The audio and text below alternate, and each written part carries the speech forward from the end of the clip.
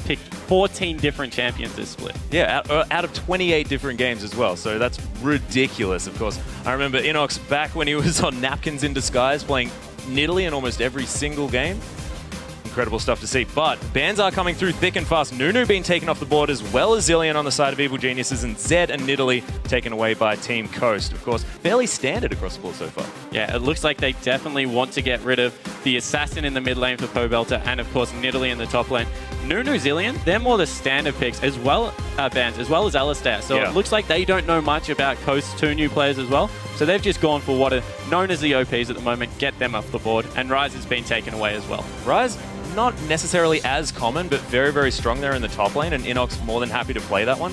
And I guess maybe they're going for more of like a Yasuo type comp and don't want to have that Ryze being able to be picked up to potentially counter that one out. But Inox now, with first pick potential, and Maokai's up, they could just pick the tree up right now. Yeah, Maokai can definitely be picked up at the moment. We've seen that he's had great success. If you get him through laning phase into mid-game, he just becomes unkillable. However, it is Lucian. That nice flex pick can go into the mid lane, can go for AD as well. We see it a lot more AD in North America. Yeah, that's very true. But with Lucian escaping the pick and ban phase, they pick it up first, so they take it away from Mashme, because Mash, he had 100% record on that champion over 7 games. So definitely worthwhile taking it away, but it does give up that Maokai like we were talking about before. Yeah, and that has been picked up straight away for Miracle in the top lane. As well as it, wow, Sheep's got Thresh also, and we have to mention he is amazing on this character. It's so true, and it picks it away from Crepo as well. Crepo, one of the first players to really gain mastery on that champion. It was sort of Edward first, and then Crepo sort of took it away from him and tried to get in there with that one. So we'll see whether he makes it work. Of course, Sheep, fantastic on that Thresh. And Helios now, and Pobelter, ready to pick up their next couple of picks. Of course, a lot of strong champions still available. Syndra's there, Pobelter wants to play that. Of course, it's a very, very contested pick in that mid lane. We'll see what they decide to go with. And I love the ambiguity of Coast's lineup so far. They've given nothing away. It could be a team fight comp, it could be a pick comp. As we see Helios pick up Lee Sin.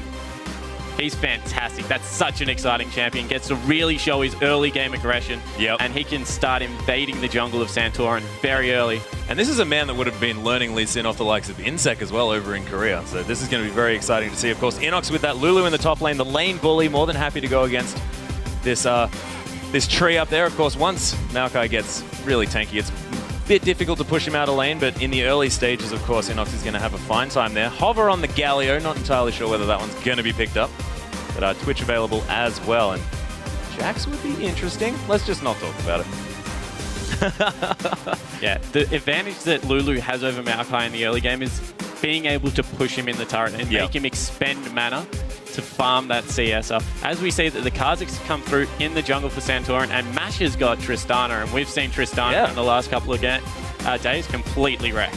And Tristana waiting for the 4th pick here as well. So getting through a couple of rounds here for Team Coast, and Mash being able to pick up that very strong AD carry. And it doesn't really matter because, of course, Lucian was already picked up. You would have thought if they were going to go for that double AD carry theory, they could have picked it up in the 2nd round, maybe taken away that Tristana as well, but that is not what EG is going to be looking for. Crepo looking at the Braum now as well, and that's going to be instantly locked in. Ari as well.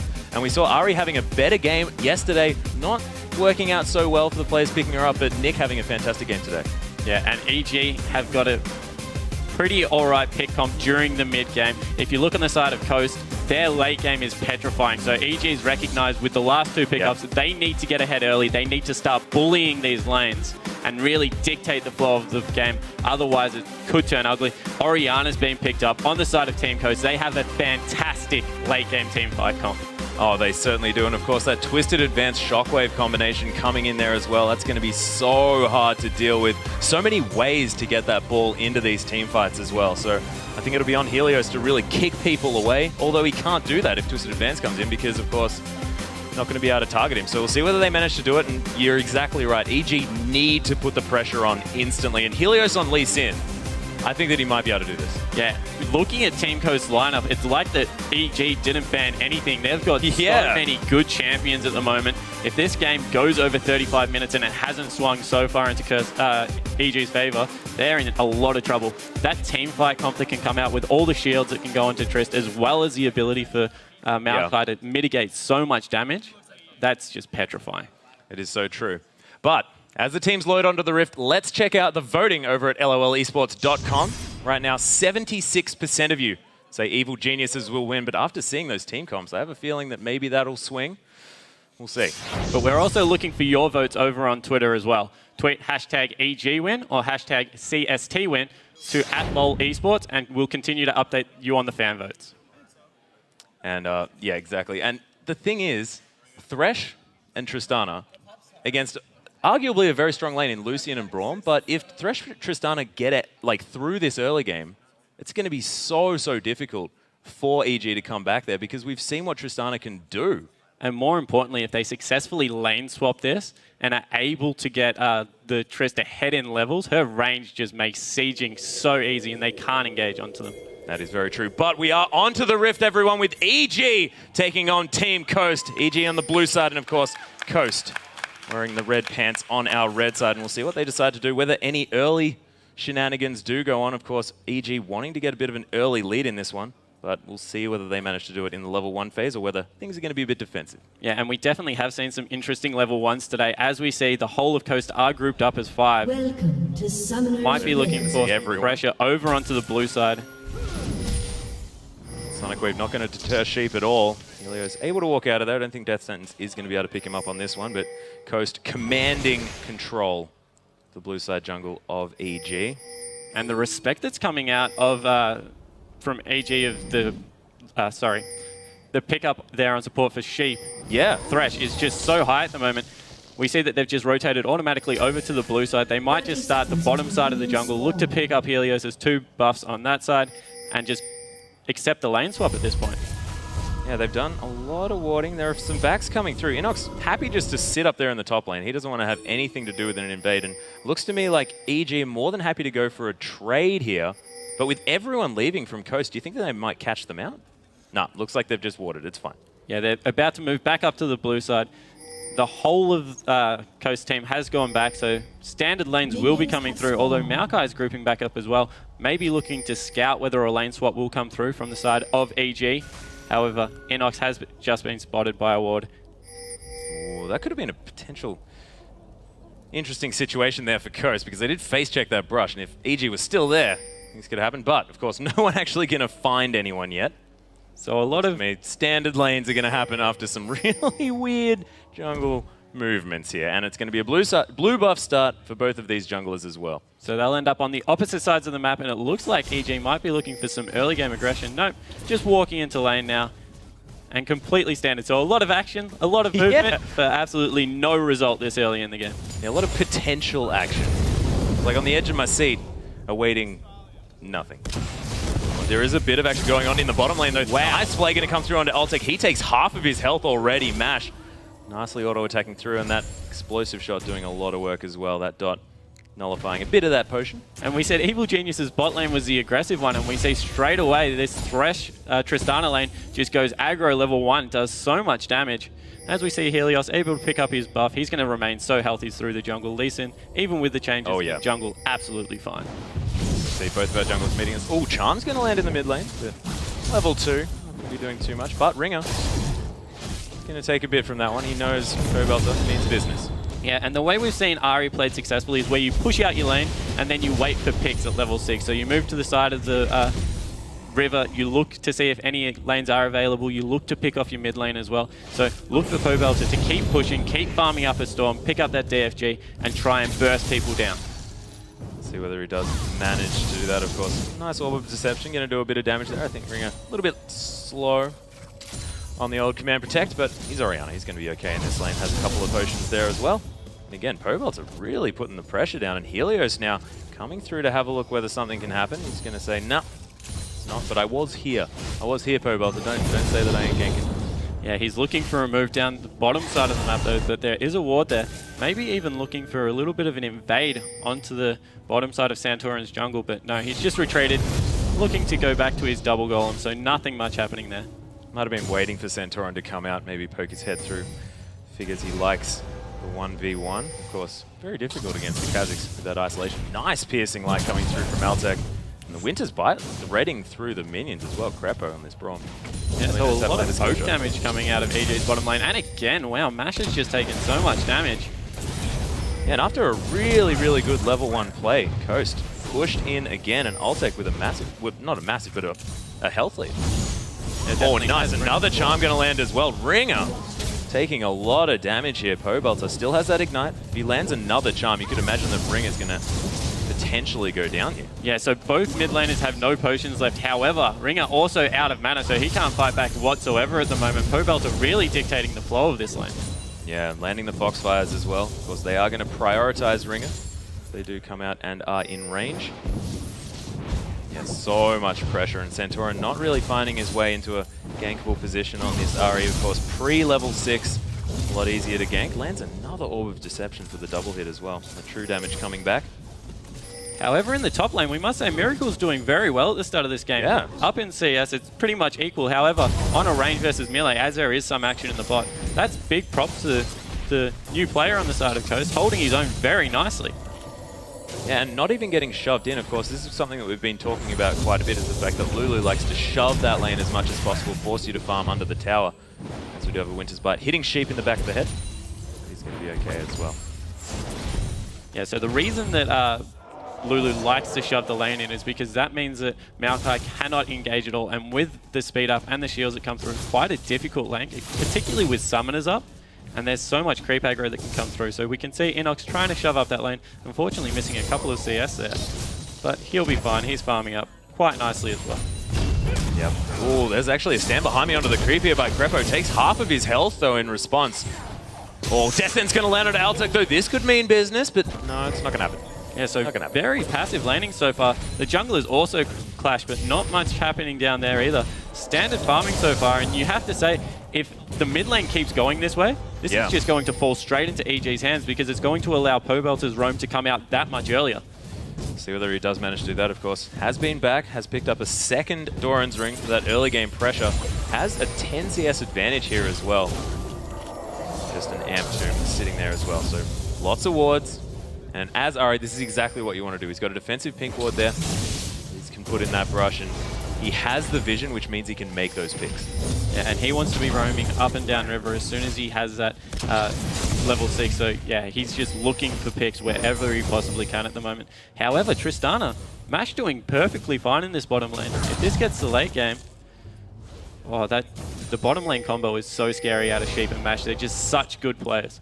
Yeah, I feel like they have to make use of Altec's earlier power spike in order to really get this one to work out, but see whether it is going to be enough, and whether Altec actually switches up his build a little bit instead of going that Infinity Edge, maybe picking up something with a little bit more early damage.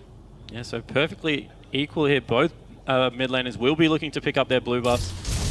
First Dragon hasn't even been looked at, of course. With solo lanes, we tend to see that around the 10-minute mark. Yeah, it looks like both of these teams just sussing each other out here in the first game of the best of 5. Nothing really needs to be put on the line here just yet.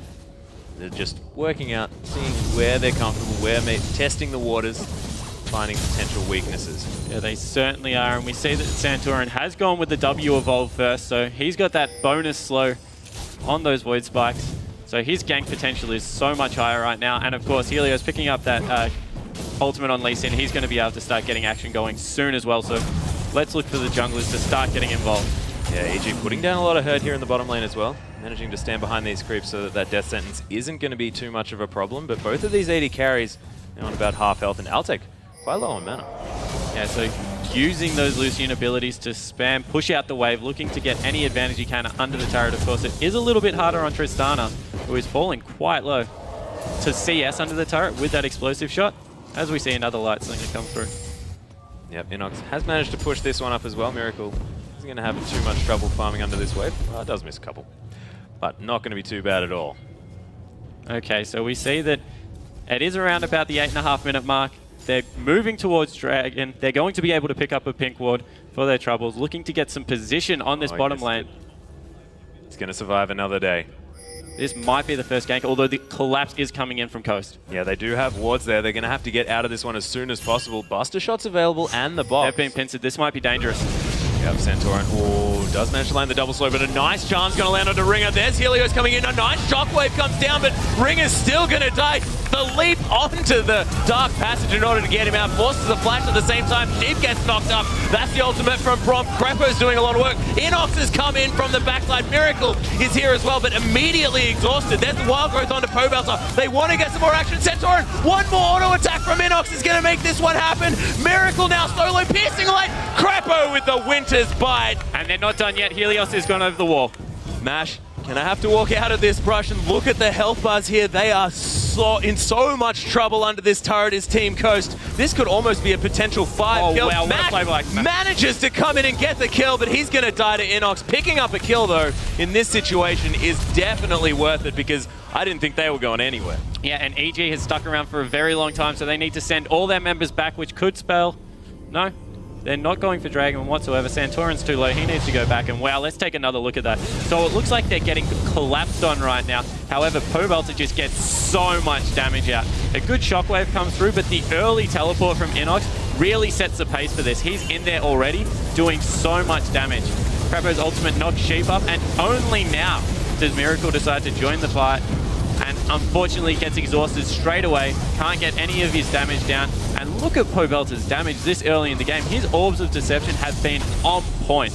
I don't think he missed a skill shot in that team fight. That was absolutely incredible. Crepo landing the Winter's Bite to secure that last kill as well. But and this is where we see Helios try and flank around, and Mash sees that he is caught in a bad position. He's just going for a kill at this point, able to pick up Ultec, but unfortunately he gets killed by Inox, able to pick up a flash. So unfortunately not quite able to make it back over that wall again, which may have saved his life. But that Buster Shot, securing the 1-for-1 in a situation that looked incredibly dire. Ooh, the Descent's going to land onto Helios. Oh, Sheep coming in there as well. There's the Shockwave on top of 2 members. EG are still looking okay, but Mash immediately getting kicked back. And Coast had a really nice idea, but not quite the damage to be able to pull it off. Yeah, but now they're looking to do a Dragon. As we say, there is some trading in the top lane. Inox getting a lot better of the trade there. Does have a lot more consistent damage. That pick's offering a little bit more on those auto attacks. Or tries to outrun the Sapling. We'll never know whether it hit. The reflexes from Helios with that Lee Sin kick were amazing. As soon as Mash jumped in, he was just booted right back out. Didn't want anything to do with that fight after a really nice shockwave coming out of Ringer. And Pobelter, been incredible in this middle lane. Almost has the middle lane turret as well. So that's going to really open the map up for them if he continues to keep pushing this lane in. Of course, Orianna has a lot of the ability to push away with that dissonance as well as that command attack, and has been staying up with that farm at the same time. But 1-0-2 now, in comparison to the 0-1-0, is going to mean that Pobelter's fair way ahead at this stage of the game. Yeah, and without any hard CC coming from the mid lane or the jungler, he can just dash out of that Orianna ult, so he doesn't feel like he's afraid of ganks whatsoever, and he's just continually pushing this lane, trying to deny CS. Takes a nice turret shot there for his trouble, but that lane hasn't got much left on it. Yeah, Baltak is going to be able to push this wave up to the turret as well. On half health. Right here, Mash has found his way back in, and that Winter's Bite actually doing a fair bit of damage here. Yeah, and another turret on very low health on the side of Coast. They might be losing 2 right now, and this is just leading into what we said. If EG to win this game, they need to win the mid game quite hard, and it looks like they are setting up the recipe to do that. Already nearly a 3,000 gold lead. Yeah, they definitely have a plan coming into this one. They want to push out the waves. They want to create the map control and then pressure Coast. And they are looking for a pick right now. Great command attack to scout that out. Fantastic. They will be everyone's still thinking that EG is going to win this one. 76% to 24%. So Coast, scary lineup. Ooh, Inox actually in a lot of trouble. Will most likely be able to make it back to his turret, but a nice arcane smash. It's him in the backside on his way through. But Miracle asserting his dominance. Yeah. Saving that ultimate, however, so he wasn't in much danger. Good work from Miracle there to not dive the turret. However, he will get some nice damage down, and both teleports are about to come back off cooldown. Inox's will be a little bit earlier because he was in that fight maybe 20 seconds beforehand. And this could spell the start of a Dragon, although... Ooh, Miracle's actually coming down just to back. Okay, thought he might have been giving Helios a hard time for that blue buff, but not going to be the case. And I think actually Pobelter didn't get that blue. Quite interesting. We see that Coast is actually set up extremely well for this Dragon, dropping 2 pink wards, denying complete vision, although EG know they're around the pit because they have good control of the bottom half of the jungle. However, the actual Dragon pit itself is blind, so they can just do this, although Helios now can scout it out. Yep, Sheep does get caught there by that Sonic Wave. Crepo going to try and finish off this pink ward, but oh, is the steal going to come through? Helios with that resonating strike could do it, but they wait that one out. Oh, there's the teleport. It's up way earlier, but there's only hitting one with the shockwave. Pobelter's got exhausted. We'll see whether he can get the damage down. Sheep now. There's the Sonic Wave resonating strike as well. Helios right into the back line. Of course, Pobelter goes down, but he manages to get a lot of work done at the same time. Miracle now. He's going to get sorted out, and EG, what a fight. Triple kill for Helios there, and this is going to lead to even more pressure around the map. While that was happening, Inox picked up the top turret as well, able to teleport into the fight. Didn't pick up Dragon, but this will mean pressure in the mid lane. Yeah, 7 kills to 2 now, and of course, look at the turret advantage. 3-0. This inner turret's going to go down. It's going to be 4-0, and this is precisely the early game that EG wanted. And this is a problem with picking a lot of late game scaling champions during these early game fights.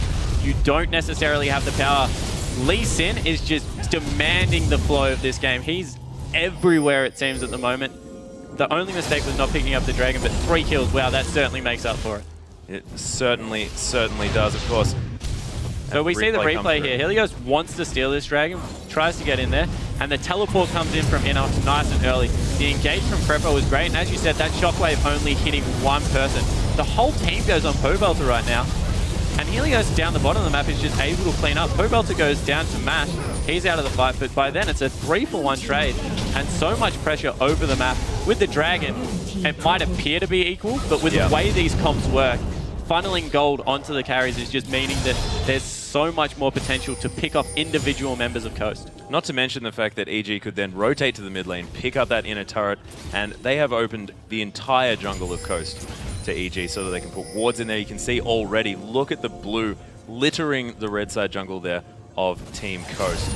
Yeah, and you can see from the wards that the next priority target may be this top lane. Try and get that pushed in. They've got so much vision, as we see Alto picking up the red buff for himself. Yeah, Helios already having one as well, rotating up, picking that one, stealing it away from Team Coast after taking that turret. So EG have the Vice Grips activated. And wow, Inox quietly composing himself a very nice game. 2-0-4 and a 20 CS lead in that top lane. Yeah, we saw Miracle actually pressuring him there a little bit, but picking up those early kills has given him a bit of an advantage in this top lane. So whether they can make it through, of course, Coast still have them on a timer. Their team comp is still fantastic if they make it to that late game, but so far with 0 pressure on this map, it's looking pretty difficult for them. They have to put their turtle shell on very, very tightly. As we can see, they're now pushing into another tier 2 in the top lane. That will be thwarted, but that turret is already below half health. And there's just a split pushing Pobelter in the bottom lane. Who can deal with him at the moment? He's got his DFG. Yep, no one's going to be able to 1v1 him. He's going to be able to explode anyone on this map. And that's half health in the bottom turret as well. And Mash still in base. He's going to come down, try and clear this one out, but that's almost finished. But if he gets too close, he's in real danger right here. There's another wave. And wow, this is really bad news for Coast. It really is. This top wave is going to be able to take that turret. The top wave including the entirety of EG apart from Pobelter. And this bottom inner turret, the last inner turret on the map. It's only 17.5 minutes in this game. And Pobelter sweeps that brush. He knows that Mash can't see him there. He's backed away just enough. Looking for a pick on the AD carry. He just decides that no, he's going to push the wave back into the turret. Getting nice objective focus here. And all right, the rotation is coming down into the bottom lane. They will be able to pick themselves up another blue buff as well. So complete jungle control, as well as a turret. I'm not sure Coast has got one of their even small camps in the last few minutes of this game. EG just starving them out here. They're exactly right, completely starved. Pobelter trying. Holtec drags the wolves into Pobelter. A little bit cute. All right. Infinity Edge has been finished by Mash. It's a little bit of a power spike coming through from Tristana. Has been finished up on the other side here by Altec at the same time. So the good news for Coast here is that all the outer turrets are down. That's the maximum amount of bleeding that EG can inflict without getting into the base. However, the bad news is now they can start baiting Barons. Yes. And with a fed Ahri, with a fed Lulu as well. Not to mention Lee Sin. Helios is a monster at the moment. They've just got so much pick potential, and look at how dark that part of the map is on the side of Coast. if they have to blindly face check anything, and not enough magic resistance has come out on any member of Coast to be able to survive a full combo from Inox and Pobelter.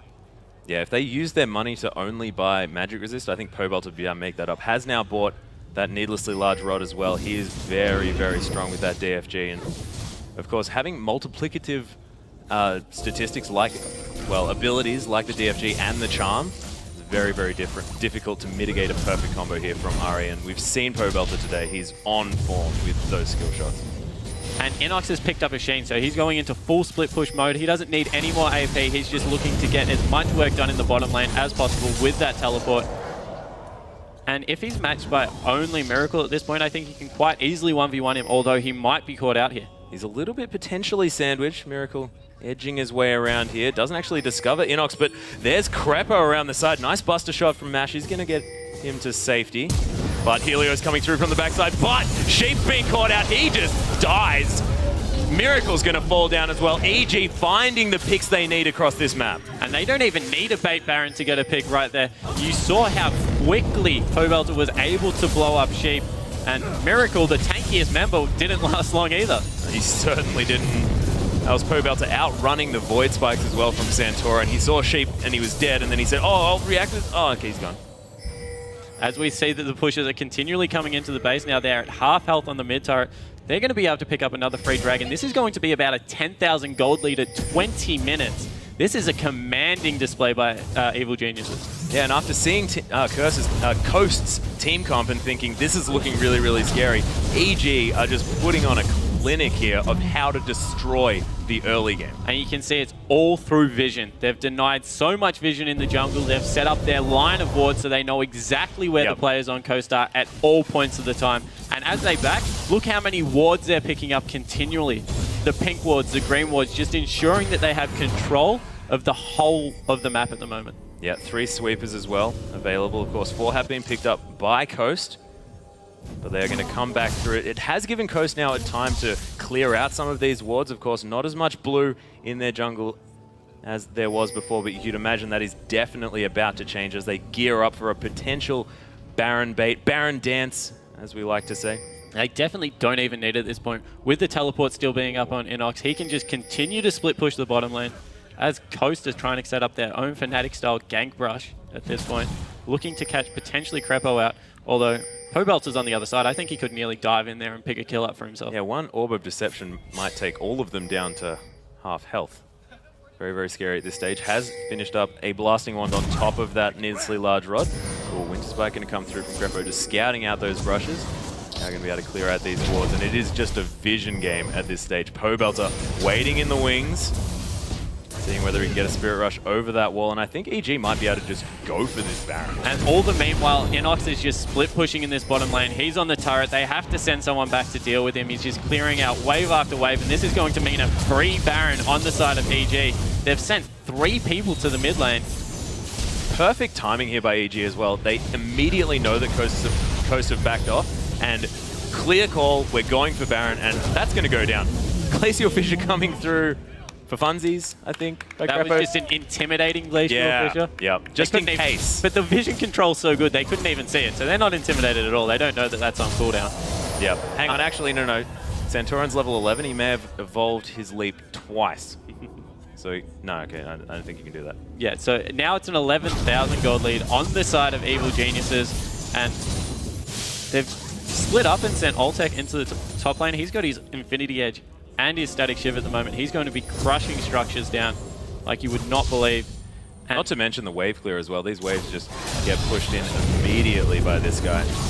12,000 gold lead though. This is so strong coming out from EG, and as long as they can siege out these turrets with the help of this Baron buff, this game, I just can't see Coast managing to make it through to the late game that they need. But this is where they need to set up their hold, is at this stage. Because if they lose an inhibitor turret, that could almost mean game over. At this point, I don't see, even if they can stall out for... They'd have to stall out for 20 minutes to win this game. It would have to be an amazing turtle. However, death timers are still relatively short. We're only 23 minutes into the game. But at this point, I think Coast start looking at their next pick ban phase, and EG are obviously wanting to run early game heavy comp. They have a lot of faith in Helios. to get their lanes ahead, and they want to crush through the mid and early game. So I don't think you can push a passive as Pobelter thinks. Oh, that's a death sentence. That's a two-man shockwave baiting the flash out of Pobelter as well, but Pobelter gets the turret. Oh, that's his whole combo, but he's not going to land the charm. Enough pressure to get Coast away from this inhibitor, and I think that EG might be just far enough ahead because it's a decent effort there by Coast. Oh, the charm's going to land on a Miracle. Has popped that ultimate, but not going to be enough to get him through this one, and it's been EG cracking the turtle shell of Team Coast. Nice Twiddle lance onto Sheep as well, and a couple of other skill shots to follow up. And it looks like they're just casting spells at the moment. Sheep does catch out. Wow, a nice Unbreakable from Crepo, keeping that ball in place. And they're going to wait for the minion wave, and look at how much damage to this turret. The inhibitor's going to go down as well. 2 inhibitors down. Over a 14,000 gold lead at this stage as well.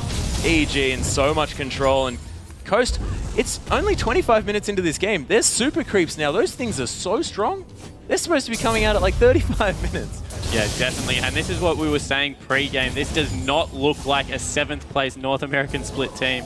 They are playing so well. Exactly. And Coast are a good challenger team. Their bottom lane particularly that we've seen a lot of, Mash and Sheep, are 2 LCS caliber players. They're amazing, but just the coordination and ability to get ahead in the early game has really set up what is a perfect game nearly on the side of Evil Geniuses. Not to mention the fact that in Super Week, of course, EG managed to go 4-0, and that was against 2 teams that are now going to Worlds. So these guys definitely a fantastic team. But Coast, they were very far ahead of the challenger scene through most of it. Of course, coming through 3rd in the end, but they were fantastic, and maybe Miracle and Ringer just need to have a little bit of a warm-up to get into this one. I'm not going to count them out just yet. Definitely not. And I would expect for the picks to come through that they would have a more aggressive mid lane. We've seen how well Pobelter can play on an aggressive champion against a passive lane. He just felt like he couldn't be ganked. So they need to get some kill potential mid lane to try and upset his flow into the game. He's played with 3-1 and 5 at Death Cap now and another Blasting Rod. He could, yeah, he's very, very strong. Yep, and Crepo employing the CLGU tactics, making sure they take every single objective possible on this map before they win the game. Oh, Inox unable to get the Lich Bane proc, but of course these turrets are not going to be long for this world with the current abilities of these champions. And the super minions have started to flood in. You mentioned how strong they are at this point in the game, and the 3rd next inhibitor turret is going down, and they're looking to fly. Wow, Sheep is just dead straight up. There's the Glacial Fissure coming through as well. Miracle now the only one in this fight. Shockwave only hits Crepo, unfortunately. And yeah, Flash is going out across the board. I think the Coast know that this one's over. Definitely keeping their sense of humor, though, in this one. As the Nexus turrets do go down, Ringer gets put through the ringer on that one. And the Nexus gets the focus finally, and EG with a dominating performance in that game. Wow, what a game coming out of EG. They played that pick comp so well. Oh, yeah. And we've seen how ineffectively Ari can be played, and now how effectively she can be played. Ari's just been getting better and better as things have gone on. She had a pretty woeful day 1, but of course Nick picking her up today, and then Pobelter. I don't even. That first team fight was just fantastic in that bottom lane. And because of the kill potential, we're talking about mid lane so much, but across the map, they just continued to go even. When they got into the team fighting phases, we saw that first team fight, the teleport in from Inox to get him ahead in what was a reasonably even lane. They just played so coordinated that, yeah, it was an amazing team game to watch. Exactly, and communication seemed a little bit off. Of course, that first teleport coming in a little bit late there by Miracle, so maybe just getting into it. You know, if they manage to finalize some of that synergy and the communication issues, then they might be able to sort things out. But in Coast's favor, that bottom lane did fantastically early on. Yeah, their bottom lane looks super solid, and it looks solid all of the challenger split. Yeah. They can go toe-to-toe with anyone. As I said, they're both fantastic former LCS players, of course, XDD and Coast respectively. So look for them to once again be very solid, but they need to get Santorin into the solo lanes and stop some of that bleeding. Yeah, they really do, and I think Helios will not get Lee Sin again. This whole that's what I'm calling, because it was banned out in the last best of 5, of course. Diamond Proc's a fantastic Lee Sin player, and putting a lot of emphasis on that champion, that was a lot of what got them their early lead. Yeah, and Lee Sin with Helios, he just with being able to pick up an early Sightstone in a normal build pass got them so much of their map control. Yeah. And then just able to pick up that triple kill, catapult himself ahead, and just use that even further to take complete control of the Santorin's jungle. Yeah, we'll see whether Coast can turn it around.